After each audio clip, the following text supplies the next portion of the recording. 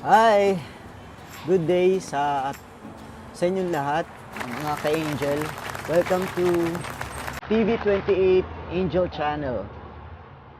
Ito po ang first video na hindi masyadong scripted, no? Para relax naman po tayo. Relax din ako. Alam niyo po, kasi mahirap din talaga gumawa ng video na yung information kailangan precise as much as possible. May present sa inyo yung mga data at saka yung mga information na based on evidence. Kaya mahirap po gawin. Hindi ako masyado nakakapag-upload recently because I'm still researching on doon sa mga topics na ibibigay ko sa inyo sa mga susunod ng mga videos. Yan. I would like to talk more now about the channel pa rin po kasi we're talking, pag pinag-uusapan po natin yung channel, makikilala nyo rin ako bilang ako po yung content creator and overall host nitong channel na to. So I'm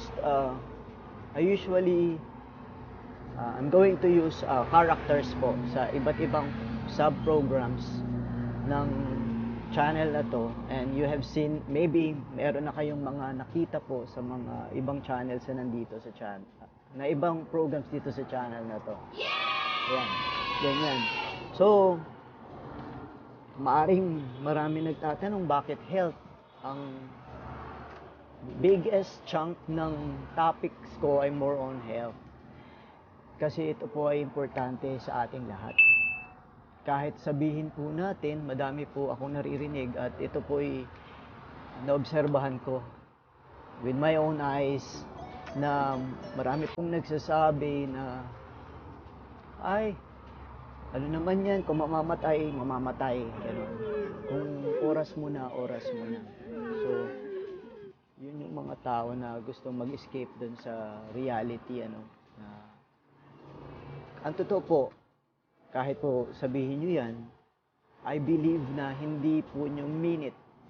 And I believe those people who say that, they don't really mean it. Because what I have observed, kapag nagkakasakit po ang tao, nagagamot po siya.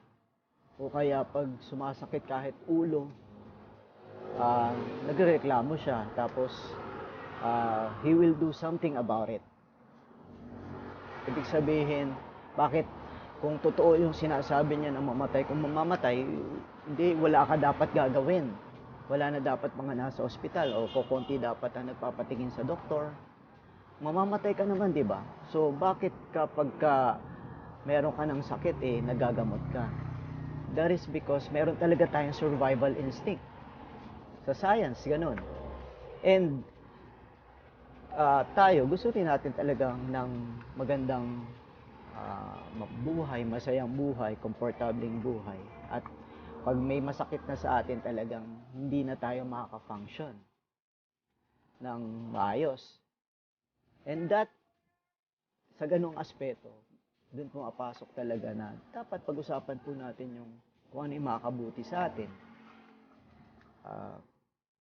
Marami pong mga channels na nag-o-offer sa inyo ng iba't ibang tungkol sa health.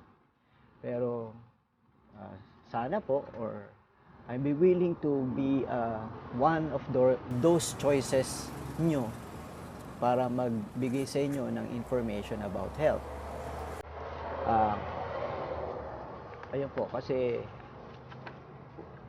one of my passion, tumulong sa tao regarding health information. Tapos, syempre, nakita nyo po yung video ng mission, vision ng channel na to. Yun. I hope that would be realized in the future. Yun po isusuporta nyo. At, ayan. Pag health po kasi ang pinag-uusapan, let's go on health. Madami pong factors na nakaka-apekto ng health. Social, economics, ano pa? mental health, spiritual health. Yan. Madami pong determinants ang health. Kaya yung channel ko po, not only health, may science din po tayo na pag-uusapan. Meron din po tungkol sa social, because social events affect health. Meron din pong music kasi it also affects health positively. Meron nga po na study na na-conduct na nakakataas po ito ng immune system, nakalakas po ito ng immune system.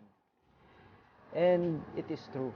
Nagiging masaya tayo when listening to music. Saka, the other side of me, meron akong side of me na doing acting.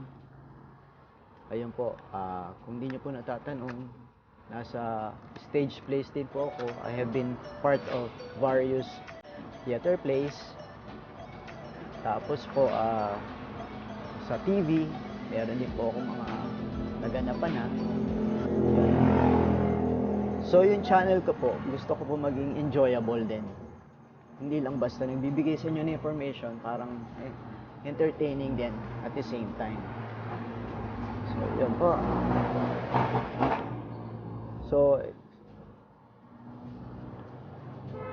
ang isa po sa mga pag-uusapan natin dito ay yung prevention and control.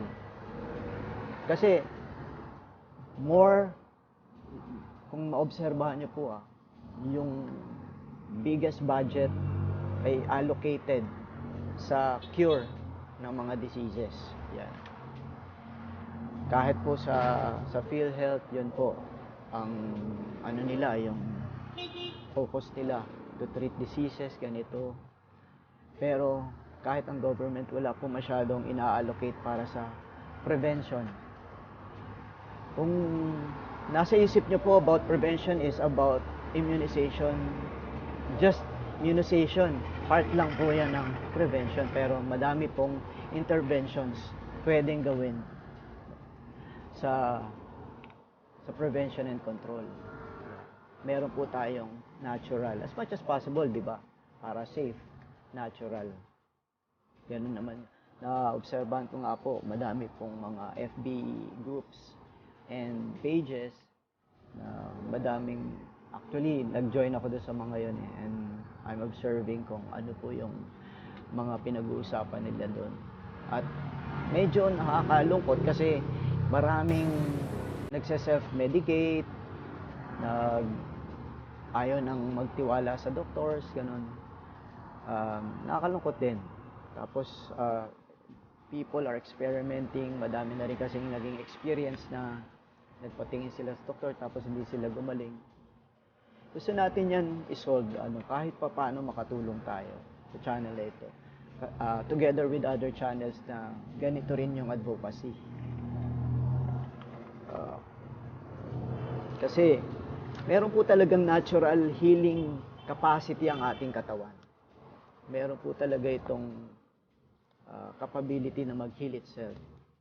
Pero, hindi po yun by itself na kailangan with the aid of that good nutrition, yung lifestyle, tamang lifestyle. Yun yung mga intervention na pag-uusapan natin later on. Meron ding mga aesthetics, yung mga maraming gumagamit na ngayon ng para sa skin. Kasama po yan sa pag-uusapan natin. Very soon, pag maayos na po yung ating funding, makakapag-invite po ako ng dermatologist para magbigay sa inyo ng words of wisdom or advice regarding glutathione, for example. Yan. And also, exercise is also big part of being healthy. At marami pa pong bagay. Like for example, meron na po ngayong update regarding sa mga scientists na nag-work on anti-aging. There will be an upcoming new technology na hindi na yung dating iniisip natin ay free radicals, yung mga ganyan, antioxidants. Medyo mapapag-iwanan na yon, or sabi ng ibang scientist, hindi ito yung dapat yung tutukan kasi may mas source pa ng problem na dapat nating pagtuunan ng pansin para at least kahit paano ma-retard natin yung aging process. Sasabihin ng iba, tatanda naman din tayong lahat. Opo, nandun tayo, pero alam niyo po ba, di ba, kung napapansin niyo naman, dun sa panahon ng Old Testament, mahaba talaga ang buhay ng tao. No?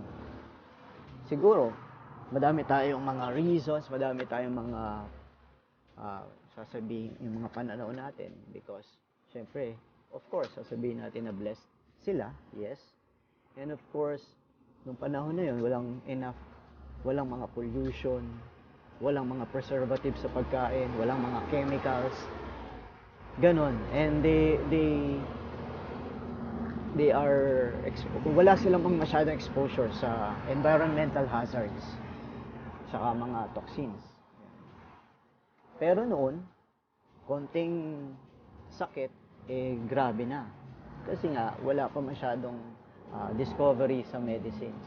Pero ganun ang buhay, no? Ganun ang mundo. The more developed it is, the more nagiging parang dangerous. Dahil may trade-off po kasi.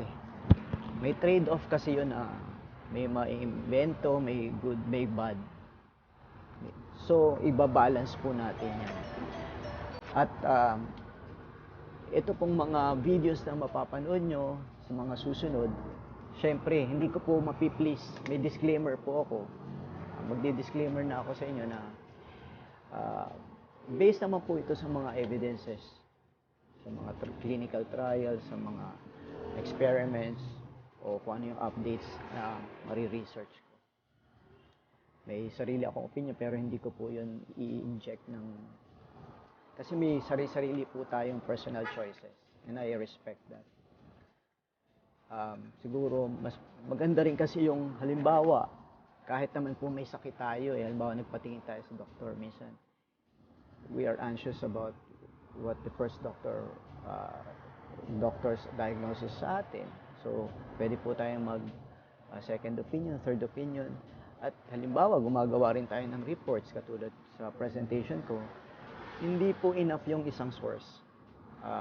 I see to it na marami po akong sources para po maging balance po at saka para hindi po kasi enough yung isang source lang. Maganda rin yung open tayo sa maraming mga ideas.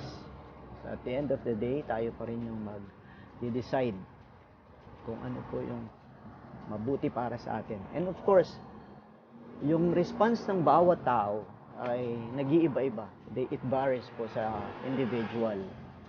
Parang kung sasabihin po natin, you will test the water first. Kasi yung reaction natin sa mga certain, kahit po sa iniinom natin o sa kinakain natin, yung reaction natin, maaring hindi maganda para sa atin, pero okay sa ibang tao. Ayun po. Kahit sabihin po natin halimbawa, nag-init tayo ng tubig para maligo, hindi naman po natin kaagad ibubuhos ito sa atin, di po ba? Siyempre, titimplahin muna natin ito. Titingnan natin kung kaya na natin. May ibang tao na kaya nila yung mainit na mainit. Gusto nila yung mainit talaga. Gusto naman ng iba maligamgam lang. So, ganun po talaga ang pag-receive ng information. Pero, it doesn't mean na hindi na natin panonoorin, hindi na natin pakikinggan yung ideas ng iba't ibang sources. So, I'm inviting you all dito sa channel na to para makapagbigay din naman po ako sa inyo ng tulong ko regarding my professional background as a pharmacist at saka po occupational health student at soon kung papala rin makagraduate, yun po, mas makakatulong po ako sa inyo.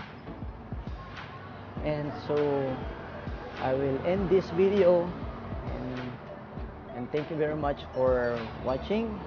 And don't forget to subscribe and of course like if you like this video. share also to your friends. Yan po. Hit the notification bell para updated po tayo sa mga future videos. Thank you all. See you.